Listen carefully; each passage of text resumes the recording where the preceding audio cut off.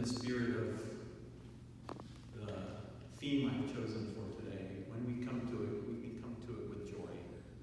And I think that's one message you can find in that poem.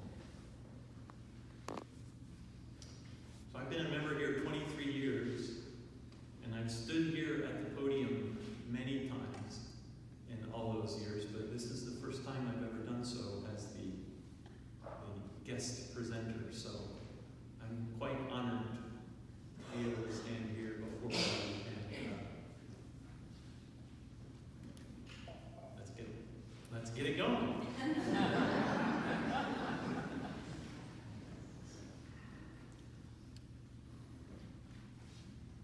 My father is dying. That's what I thought in early April. A few days after I'd made reservations to fly down to Fort Myers, Florida, at the end of the month to visit him, my mom, and my sisters and brother who live in Southwest Florida, scattered from Sarasota to Bonita Springs. Having made the hard decision to move out of the house they bought 10 or more years ago, Dad and Mom had been in their new home at a nice assisted living facility since January. At the old house, Dad, determined not to be confined, had gotten in the habit of riding around the block in his electric scooter a couple times a week. He continued a similar habit in the new facility, navigating with peripheral vision. He'd ride down the elevator, out the front door, through the parking lot, and turn right onto the sidewalk on Cypress Lake Boulevard for about a half block to a driveway, which was the turnaround spot, and ride back. In early February, a month after his 91st birthday, on such an excursion, he'd gotten too close to the curb on his turn and tipped over the edge into the 4-lane Cypress Lake Boulevard. Traffic stopped. Motorists came to his aid and called 911. He told someone his phone number, and they called my mom. Here is where a finding joy in just about anything opportunity came up. One of my sisters, Beth, I think, was there with my mom. Got the message that Dad was apparently not seriously injured, but on the way to the nearest hospital in an ambulance. She sent a text to the rest of us and headed to the hospital. Honestly, we're not shocked or surprised to hear that our dad, 91 years old, is on the way to the hospital in an ambulance, or that one of our siblings who lives nearby is taking him there. It's an all too regular occurrence. But the joy we get from the love we express, exchange, and feel in our supportive, encouraging messages to each other in our group chats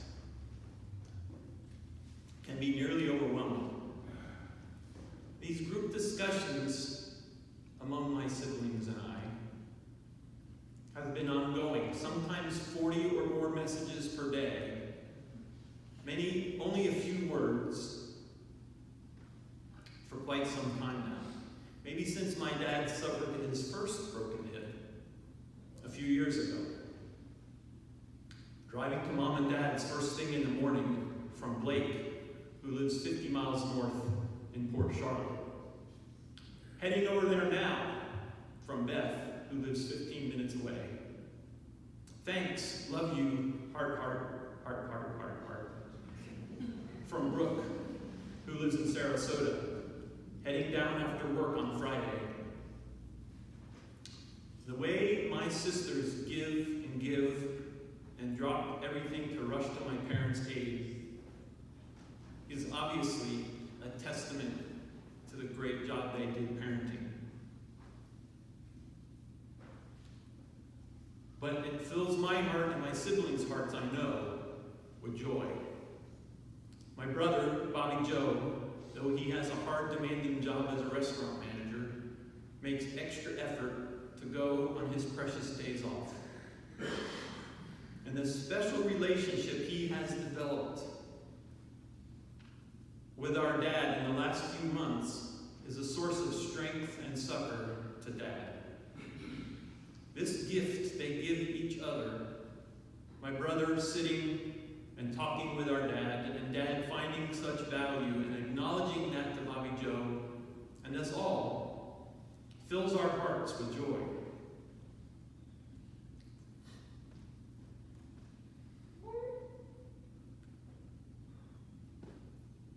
So, after that fall into the street in January, the staff at the hospital sent Dad home. After the fall from the scooter, having found no injuries other than bruising. But 3 weeks later, when still complaining from pain in his groin, he went to the hospital again, had a CAT scan, and we learned his other hip was broken from the fall. He had surgery within a few days due to his not being able to walk very well, and knowing that is the bar by which hip surgery recovery is measured. I thought he'd not make it out of recovery, but he did. So, back to that day in early April when I thought my father was dying. He was back in the hospital for an emergency procedure to find the cause of blood in his urine. After a few days of post-op care, he was not responding well. The doctors, my sister with power of attorney, and my mom made the difficult decision to admit him to hospice care. After a few days, he'd improved a little and could speak.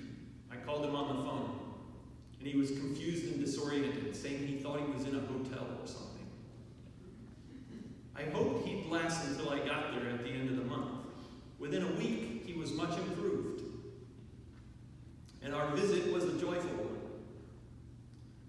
For many years, I've made a habit of calling my dad on Sunday evenings. He answers the phone enthusiastically, calling my name, Brucey, knowing when the phone rings at 7 o'clock on Sunday night that it's me. And that gives him and me great joy. His survival and recovery stories are joyful ones. I think it's because he wants to be alive, because his life is joyful. Scientific studies show people become more joyful as they age. But more about that later. And now, another story of joy. Remember the ups and downs and emotional devastation of high school? I didn't quite get it at the time, but high school was hard. Not academically, but socially. I lacked self-confidence, was introverted, still sort of am, if that's still a thing. I didn't have a lot of friends, didn't date much, I'm not sure why. Fort Myers High School Greenway, class of 77, had our 40th class reunion 2 years ago. At least 60 classmates attended. It was marvelous, a love fest. We had none or very little of the anxiety left over during the weekend's events. On Saturday night, we danced, visited with each other, and remembered those fun and hard times with unabashed affection for each other. Some classmates came later, and we greeted them joyously, unbound by the silly cliques that define high school friendships for many. I find myself getting happier and feeling more joy as I age. That experience is consistent with what scientists are learning. Study from Stanford University shows that as people get older, they become more emotionally stable and happier. Using functional magnetic resonance imaging, or fMRI, the researchers found that the emotional processing center of the brain, the amygdala, fired more actively in older people when they looked at positive images than it did with negative images. Younger brains reacted to both equally. Sort of, but not directly related, but I can't resist. Last week on Hidden Brain with Shankar Vedantam on NPR, Vedantam quoted a study referenced in Predisposed, Liberals, Conservatives, and the Biology of Political Differences. Here's what the book looks like.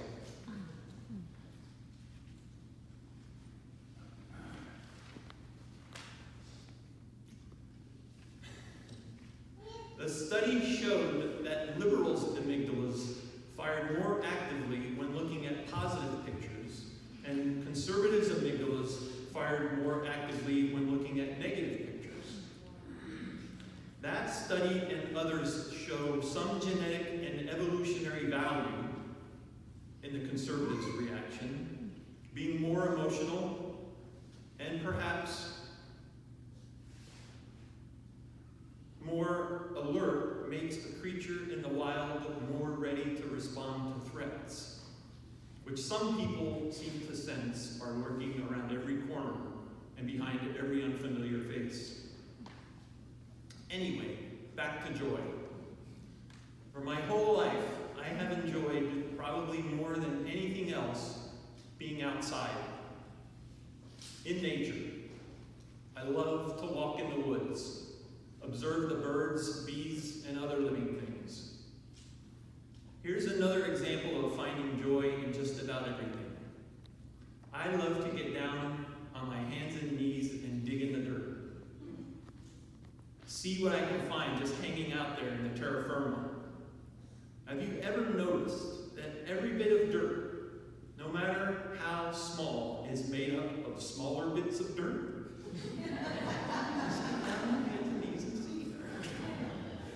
I find great joy in staring, using all my senses to study a blade of grass, a gurgling brook, the smallest bits of mineral sediment that make up stone pressed together by millions or billions of years of heat and pressure, the infinite variety of green on display among the many species of trees we're fortunate to share space with here in North Georgia, the choruses of peeper frogs, cicadas, and katydids, the three-dimensional space that makes up a cubic inch of the bark of an aged black walnut tree.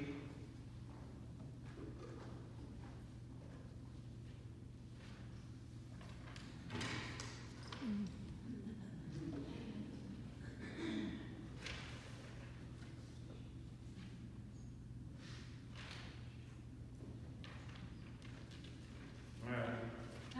This was supposed to be a little bit smoother than this. This photo is by Olivia Siegel at Brandeis University. You know what?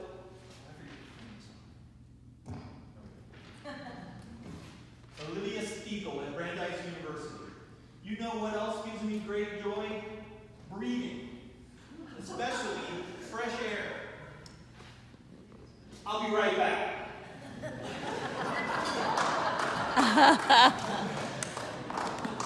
Walking gives me great joy. I go fast. The rhythm of footfall after footfall, the sense of progress. I'm going somewhere. The exposure to a continual rush of oral, visual, olfactory, and other sensuous inputs, the beating of heart against the chest wall, and the breath passing in and out of each nostril. Oh yeah, baby. And I walk con mucho gusto and with joie de vivre. And cycling.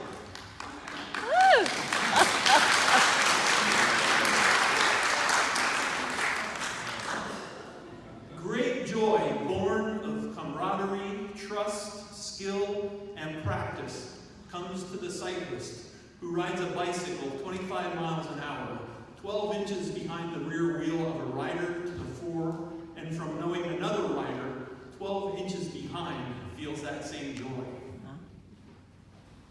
Many of you know that I am the official Birmingham Park volunteer bluebird nest box monitor. I know, you're envious. Birmingham Park is in the northwest corner of the city of Milton in Fulton County. 3 years ago, the city installed 3 bluebird nest boxes in the park. Starting just after Valentine's Day every year, I go to the park, at first once a week, and then after, I observe a completed nest in any of the boxes twice a week. In 3 years, I've observed about 20 attempts by 3 species at fledging birds by the parents. Though the entry holes in the boxes are designed at 1.5 inches in diameter to allow a bird no larger than a bluebird entry, smaller birds, obviously, can get it. In addition to the eastern bluebirds, Carolina chickadees and brown-headed nuthatches, both of which are smaller than bluebirds, have laid and incubated eggs in and fledged young from the Birmingham Park nest boxes. More of the attempts have not fledged young than have. On a weekday in July 2 years ago, I convinced a coworker, Sri, to come with me to the park after work, almost certain we'd experience the supreme joy of the young bluebirds leaving the nest, that is, fledging. Sri is not the most outdoorsy type. Light rain fell as we pulled into the parking lot. Thunder rumbled off toward Canton. Neither of us wanted to get struck by lightning, but I would have found great joy in getting caught afoot in the woods by a sudden downpour. Not Sri. The nest box with the fledging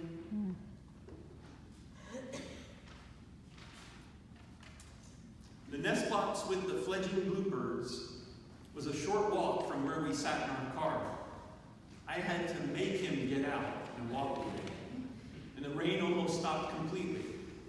The picture on the cover of the Order of Worship today, which you may not have noticed, or if you had noticed, not studied carefully, taken by me that day, reveals what we saw when we walked up on the southernmost nest box.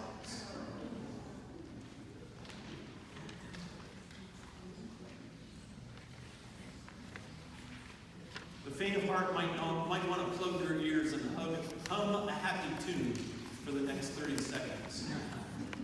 Nest boxes used to monitor nesting bluebirds generally have a hinged front, side, or top panel to facilitate observation and data gathering.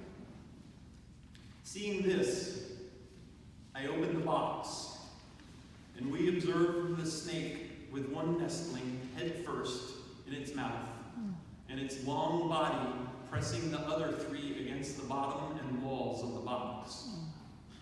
I had spent the previous 30 to 35 days, the typical elapsed time between when the last egg of a clutch is laid and when the birds fledge, driving to the park, walking to the 3 nest boxes, and observing the status as frequently as every other day. I snapped a few more photos and recorded some video, but didn't intervene. The sky was overcast and dark, the rain had started again, and we walked back to the car. As I mentioned, most of the attempts I've witnessed in 3 years have not resulted in young flying out of the nest and embarking on their avian life journey. So one doesn't want to get emotionally attached to the young. I'm sure you're wondering where I'm going to find that silver lining here. Easy. I'm a scientist, albeit an amateur one. And that's the part of me that found joy in observing this exquisite yin-yang scene of life and death intertwined. I'm going to end with a few words about gratitude. Many scientific and medical studies show a correlation between people expressing gratitude and gaining a sense of well-being, though some studies fail to support the conclusion. Owen Griffith, who along with his spouse Tricia and son Asher are members of UUMAN, sends out a weekly email with cool quotes, as he calls them. His book, Gratitude, A Way of Teaching, was published by Roman and Littlefield in 2016. He turned it into an online course available at learn.gratefulness.org. I'm on that cool quotes email list, but like so many email lists to which I've subscribed with best intentions, I don't make the time to read it regularly. We've all got those email lists of good intentions, right? After getting that email for a couple of years and occasionally reading it, I decided to make a little change in my life. I put a reminder in my electronic calendar to send me a pop-up once a week on Saturday morning to be thankful, appreciative, and forgiving. Oh, God. I think it helped, but how does one check off the task of being something?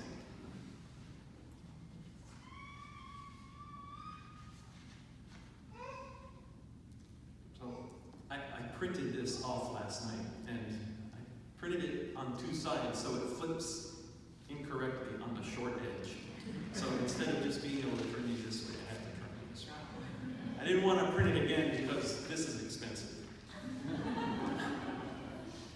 So now I've made another change. In his book, Owen says that gratitude really worked for him when he got in the daily habit of taking just a few minutes to make a gratitude list every day. I have a new reminder on my phone to do that, and I'm going to try it on Sundays, Tuesdays, and Thursdays at 3:55 p.m. In case I have a meeting at 4, I don't want it to pop up right on Saturday. Let me leave you with this. Find time to do what brings you joy. And I'm glad to see that we have a little bit of extra time, because now we're going to do something fun.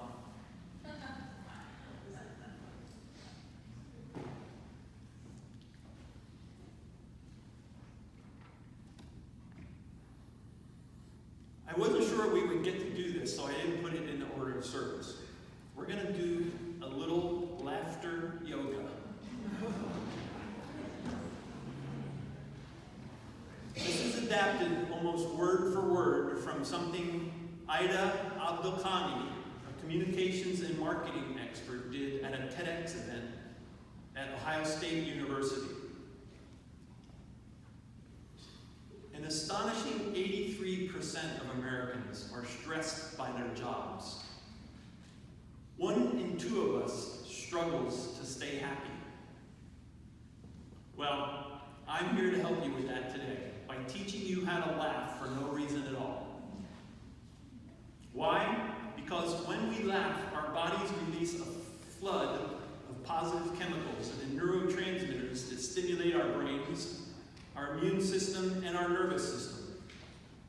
In fact, when we laugh, our blood flow increases by about 50%. That's how we get the rosy cheeks. And laughing can actually burn calories.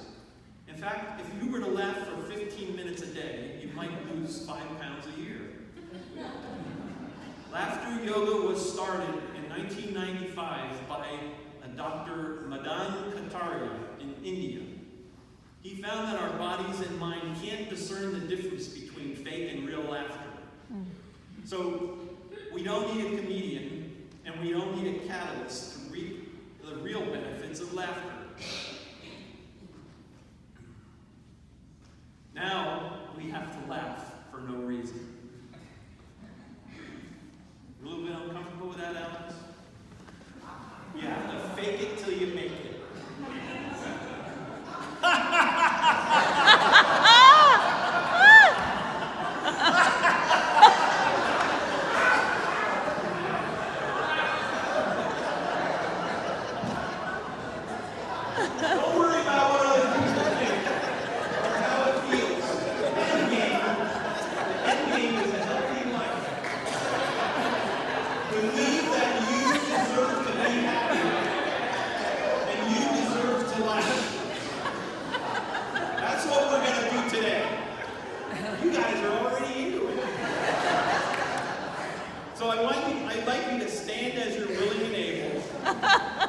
Get the blood flowing. Let's see. I gotta get this right. Okay. Yeah, we're gonna fake it till we make it. We're gonna laugh for no reason because science tells us that in 45 to 90 seconds, your body begins to release that flood of neurotransmitters. And within about 2 minutes, fake laughter becomes real. Here we go. Who's ready to laugh? I can tell you all are. There are two primary techniques to laughter yoga. The first is breathing. The focus is on filling up your lungs, increasing the amount of oxygen, and increasing the blood flow. The second, of course, is laughter. The focus here is on deep belly laughter. It increases the circulation of our lymphatic systems and jumpstarts our immune system. So to warm up, everyone take a deep breath in, raise your hands up to the ceiling, and let your breath out with an audible ha. Ha. Great. Okay, now do it again. Big breath in. This time, laugh on your exhale.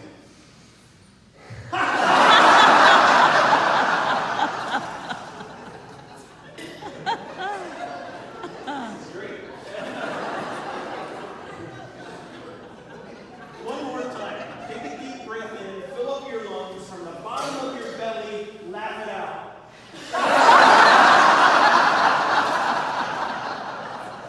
Nice job. Okay. Now we're warmed up. For our first laughter yoga exercise, we're going to do something called cell phone laughter yoga. Oh. We talk on our cell phones all day long to connect with each other. So now, pull out your fake cell phone. Imagine you just heard the funniest joke ever and laugh into it. There's no right or wrong way to do it. Just take a deep breath and let it out.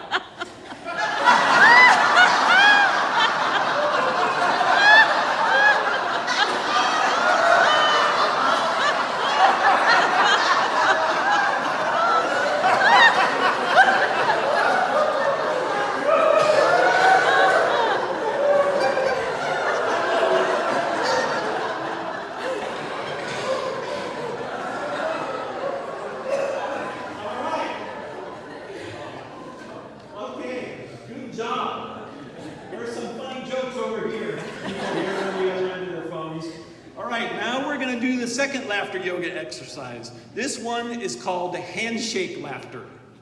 Shaking hands is something we do every day, and it helps us connect with others. But today, we're going to amplify it and connect with laughter as well. So now, we're going to shake hands with those around us and look at them in the face and laugh as well.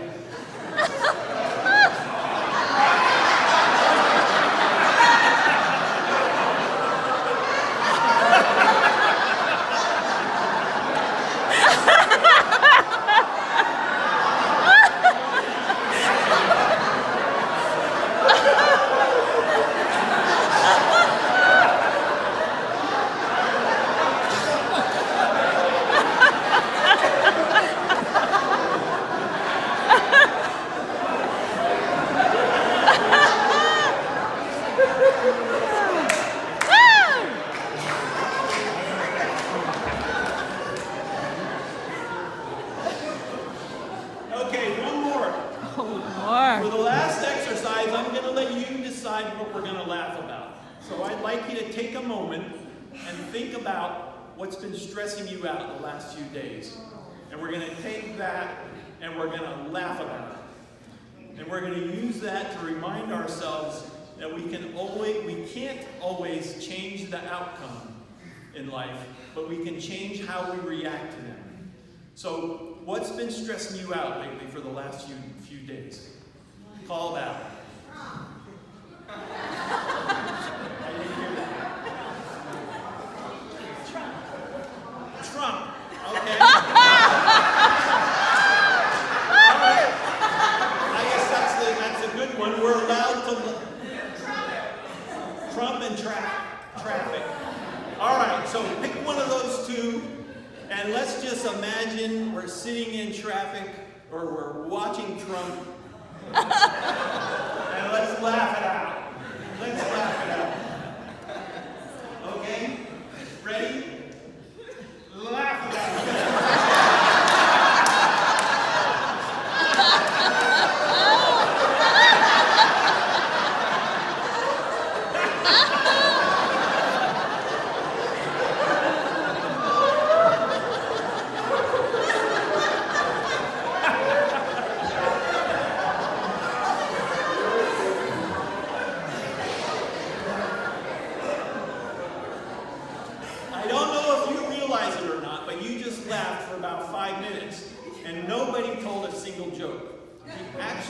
laugh about 300 times a day as children, but as adults, only 30. I hope this has shown you how to bring laughter back into your life, to feel lighter and happier, and to laugh. It's within your power to make your life a joyful one. You decide.